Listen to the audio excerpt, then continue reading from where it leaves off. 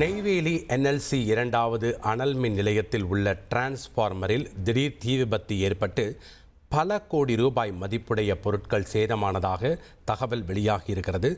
தற்போது வரை 4 தீயணைப்பு வாகனங்கள் கொண்டு தீ முழுமையாக கட்டுக்குள் கொண்டு வரப்பட்டுள்ளதாகவும் தகவல் வெளியாகியிருக்கிறது. விவரங்கள் மற்றும் கள தகவல்களை வழங்க இணைகிறார் செய்தியாளர் தேவநாதன்.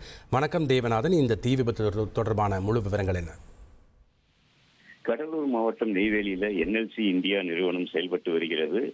இந்த நிறுவனத்துல பார்த்தோம் அப்படின்னா பழுப்பு நிலக்கரியிலிருந்து மின் உற்பத்தி செய்து தென் மாநிலங்களுடைய மின் தேவையை முழுமையாக பூர்த்தி செய்து வருகிறது.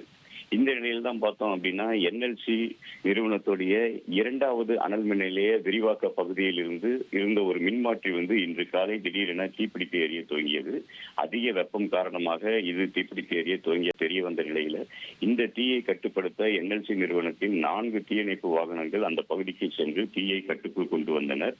இருந்தாலும் இங்கிருந்து மின்சாரம் செல்லும் பாதையில் உடனடியாக மின்சார தேவையை கருத்தில் கொண்டு இது முதல் யூனிட்டில் இந்த பிரச்சனை ஏற்பட்ட காரணத்தினால அதே அனல் மின் நிலையத்தின் இரண்டாவது யூனிட்டில் இருந்து மின்சாரம் இந்த பகுதிக்கு தொடர்ந்து வழங்கப்பட்டு வருவதால் மின்சாரம் அனுப்புவதில் எந்த ஒரு பாதிப்பும் இல்லை எனவும், தற்போது தீ முழுமையாக கட்டுக்குள் கொண்டு வரப்பட்டாலும் தீ விபத்திற்கான காரணம் என்ன என்பது குறித்து NLC நிறுவனம் விசாரணைக்கு தற்போது உத்தரவிட்டிருக்கிறது. இந்த தீ விபத்து காரணமாக எந்த ஒரு பாதிப்பும் இல்லை என்றாலும் பல கோடி ரூபாய் மதிப்பிலான பொருட்கள் இதில் சேலம் அடைந்துள்ளதாக NLC நிறுவனம் சார்பில் தெரிவிக்கப்பட்டுள்ளது. நன்றி தேவநாதன், உங்களுடைய தகவல்களுக்கு.